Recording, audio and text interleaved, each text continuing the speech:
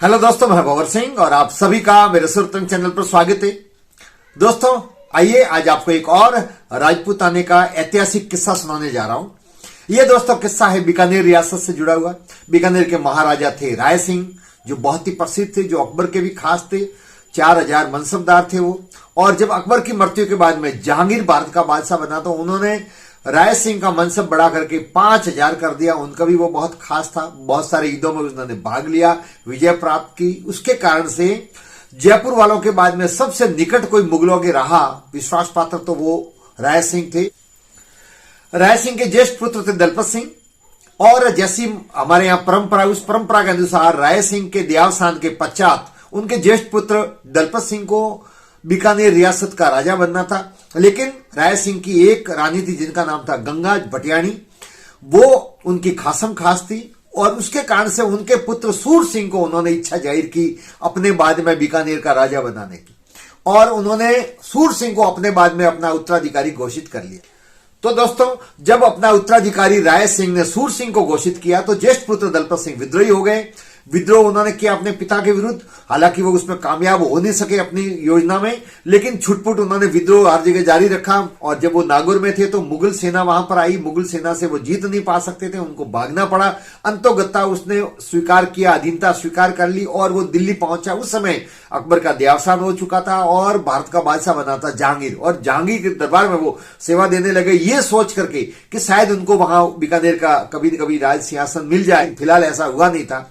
इधर राय सिंह के देहावसान के पश्चात उनकी इच्छा के अनुसार बीकानेर रियासत का राजा घोषित किया गया सूर सिंह को। क्योंकि दोस्तों राजपूताने के मेवाड़ को छोड़ करके सभी राजा महाराजाओं ने मुगलों की अधीनता स्वीकार कर ली थी। और उस अधीनता स्वीकार करने के कारण से वो वहीं दिल्ली पर ही हाजिरी देते थे और बिना भारत के बादशाह की अनुमति के वो अपने यहाँ नहीं आ सकते थे। और यदि बिना अनुमति के कोई आ जाता था तो बादशाह नाराज हो जाता था, फौज भेजता था और लड़ाई होती थी, मारे जाते थे, दंड भी देते थे। ऐसा ही एक किस्सा भी है। तो दोस्तों एक दिन दरबार लगा हुआ था, जहांगीर में बैठा हुआ था। दलपत सिंह की सेवा से प्रभावित होकर के और राय की उपाधि दी जहांगीर ने दलपत सिंह को और उपहार दिया। तो उपहास करते हुए नाराज होकर के सूर सिंह भी वहां हाजिर थे। उन्होंने कहा कि मेरे पिताजी ने बीकानेर का राजा तो मुझे घोषित किया है, टीका तो मुझे दिया है, और ये तो बीकानेर का राजा है ही नहीं। फिर उनके कहने का मतलब था कि आप इसको राय की उपाधि दे रहे हो, सम्मान क्यों दे रहे हो। तो जहांगीर ये बात सुनकर के बड़ा नाराज हुआ। नाराज होने के बाद में उसने कहा कि चलो तेरे बाप ने तुझे टीका दिया है, लेकिन मैं टीका दे रहा हूं बीकानेर का दलपत सिंह को। और अपने हाथों से दलपत सिंह का टीका करते हुए बीकानेर रियासत का उसको राजा घोषित कर लिया। जहांगीर ने उनका मनसब भी 1.5 जारी कर दिया। मैंने पहले दोस्तों बताया कि ये राजे महाराजा जो अधीनता स्वीकार करते थे वहां वो चाकरी करते थे, सेवा करते थे उस भारत के बादशाह की। और बादशाह उनको इधर उधर दूर दराज में जानबूझ करके भेजता था। सेना लेकर के किसी के विद्रोह होता था तो किसी के विरुद्ध लड़ाई करने के लिए भेजते थे। अब ठट्टा में विद्रोह हुआ तो वहां पर रुस्तम की सहायता के रूप में, सहायक के रूप में दलपत सिंह को फरमान जारी हुआ ठट्टा जाने का। लेकिन दोस्तों यहां पर दलपत सिंह ठट्टा नहीं जाकर के और सीधे बीकानेर आ गए। मैंने पहले बताया बिना अनुमति के आ नहीं सकते थे। तो जैसे ही पता लगा जहांगीर को कि दलपत सिंह बिना अनुमति के बीकानेर चला गया और जो मैंने फरमान जारी किया था उसकी पालना नहीं की, तो वो दलपत सिंह से बहुत नाराज हुआ और नाराज होकर के उनका विरोधी हो गया।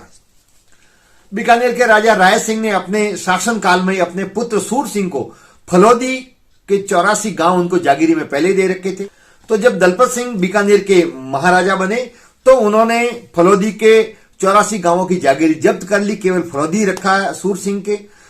और यह समाचार जब जहांगीर को मिला तो जहांगीर पहले से भी नाराज था और नाराज हो गया। और जब फिर सूर सिंह अपनी माता के साथ में सोरम की यात्रा पर जा रहे थे तो बीच रास्ते में जयपुर के पास में वो ठहरे हुए थे, तभी जहांगीर का फरमान उनको मिला और उसके तहत उनको वहां पर तत्काल बुलाया दिल्ली।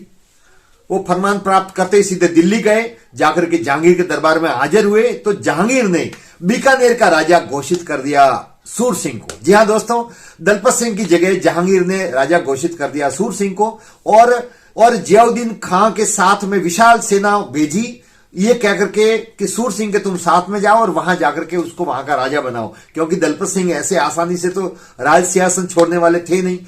लेकिन दोस्तों दलपत सिंह भी इतनी आसानी से हार मारने वाले थे ही नहीं। जियाउद्दीन खां के नेतृत्व में जब सेना बीकानेर आई तो उन्होंने भी उनका सामना किया वो भी सेना लेकर के छापरा में आ गए और वहां पर लड़ाई हुई। उस लड़ाई में दलपत सिंह की जीत हुई। जी हां दोस्तों, दलपत सिंह की जीत हुई और जियाउद्दीन खान को प्राण बचा करके वहां से भागना पड़ा। अब दोस्तों जियाउद्दीन खान ने यह समाचार भेजा दिल्ली, और दिल्ली से उन्होंने और सेना मंगवाई सहायता के लिए।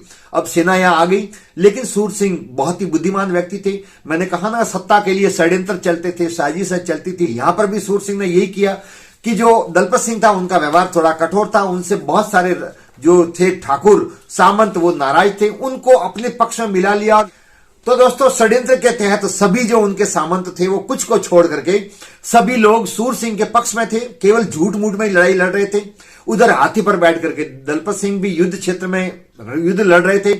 उनके पीछे खवासी के चुरू के ठाकुर भीम सिंह हाथी पर उनके पीछे बैठे हुए थे। भीम सिंह बलभद्रोत हाथी पर उनके पीछे बैठे हुए थे। सामने लड़ाई के समय जैसे ही सरदारों ने, विरोधी जो थे सरदार, उन्होंने इशारा किया, इशारा पाते ही भीम सिंह ने दलपत सिंह के दोनों हाथ पीछे से पकड़ लिए और इस प्रकार से वो लड़ाई करते करते मैदान में ही उनको कब्जे में कर लिया गया। तो दोस्तों दलपत सिंह बहुत ही पराक्रमी योद्धा थे, लेकिन अपने साथियों द्वारा उनके साथ में धोखा किया गया और उस धोखे से उनके दोनों हाथ पकड़ लिए भीम सिंह द्वारा, जिसके कारण से वो युद्ध नहीं कर पाए। फिर उनको कैद कर लिया गया, कैद करके हिसार भेजा और हिसार से उनको अजमेर ले जाया गया और अजमेर जाकर के उनको बंदी बना करके रखा। दोस्तों आना सागर झील के पास में जहांगीर के महल है, वहीं पर दलपत सिंह को कैद कर रखा था। उसी समय दोस्तों एक घटना होती है। हाथी सिंह चंपावत अपने ससुराल जा रहे थे, वो बीच रास्ते में अंधेरा हो गया, तो वो अजमेर में इसी बंदी गृह के पास में ठहरे हुए थे।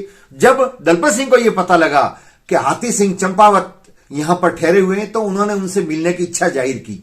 सैनिकों को कहा कि मुझे उनसे मिलना है, लेकिन जो उनके 100 जने सैनिक पहरा देते थे, हर वक्त 100 जने सिपाही उनके पैरे पर रहते थे दलपत सिंह के, तो उन्होंने उनको मिलने नहीं दिया। तो हाथी सिंह चंपावत ने कहा कि अब तो मैं ससुराल जा रहा हूं, लेकिन आते वक्त मैं जरूर आपसे मिलकर के जाऊंगा। तो ऊंची आवाज में दलपत सिंह ने कहा कि तुम आओगे तब तक मैं जीवित रहूं या नहीं रहूं इसकी कोई गारंटी नहीं है। तब हाथी सिंह ने अपने साथ में और जो राठौर सरदार थे उनसे सलाह मशवरा की। कहा ये भी हमारा भाई है दलपत सिंह, और भाई की मदद करना भाई का परम कर्तव्य बनता है। अतः इससे बढ़िया और जीवन में को सार्थक करने का मौका नहीं मिलेगा। भाई के लिए भले प्राण गंवाने पड़े तो मंजूर है, लेकिन हम ऐसे हिम्मत नहीं हारेंगे, मिलकर के ही जाएंगे। 25 जनवरी 1614 का दिन था और सभी ने मिलकर के और फिर धावा बोल दिया उस बंदी गृह पर। सिपाही जो पैरे में थे 100, उनको सबको मार दिया। मारने के बाद में दलपत सिंह को कैद से छुड़ाया और कैद से छुड़ा करके और अपने साथ में लेकर के चले गए। यह सूचना जब अजमेर के सूबेदार को मिली तो 4000 फौज के साथ में उसने उनका पीछा किया। पीछा करने के बाद में उनको आगे जाकर के घेर लिया गया। वहां पर भी दलपत सिंह ने, भीम सिंह चंपावत ने और उनके साथ के राजपूतों ने बहुत शौर्य वीरता के साथ में युद्ध किया। लेकिन दोस्तों संख्या में शत्रु ज्यादा थे, ये मात्र 100 थे। तो वहां पर लड़ते लड़ते वो सभी वीर गति को प्राप्त हुए। जब यह समाचार बटनेर पहुंचा कि दलपत सिंह वीर गति को प्राप्त हो गए, उनकी जो 6 रानियां थी उन 6 रानियां वहां पर सती हो गई। और इस प्रकार से दोस्तों षड्यंत्र पूर्वक कैद किए जाने के बाद में वीर गति को प्राप्त होने से पूर्व दलपत सिंह ने और उनके साथियों ने पराक्रम दिखाते हुए और वीर गति को प्राप्त हुए और अपने जीवन लीला को समाप्त कर दिया। तो दोस्तों साहस और वीरता की अनोखी कहानी इतिहास में हमें पढ़ने को मिलती है, जो मैंने आपके सामने प्रस्तुत की। ये पूरा का पूरा वर्णन बीकानेर राज्य का इतिहास भाग प्रथम गौरीशंकर हीराशंकर ओझा ने पृष्ठ संख्या 177 से लगा करके और 181 तक में पूरा वर्णन किया हुआ है, जो मैंने आपके सामने प्रस्तुत किया। तो दोस्तों ये ऐतिहासिक जानकारी आपको कैसी लगी? वीडियो को लाइक करें, शेयर करें, कमेंट्स करें और यदि चैनल को अब तक सब्सक्राइब नहीं किया हो तो चैनल को सब्सक्राइब करें। वीडियो देखने के लिए आप सबका बहुत बहुत धन्यवाद। जय हिंद।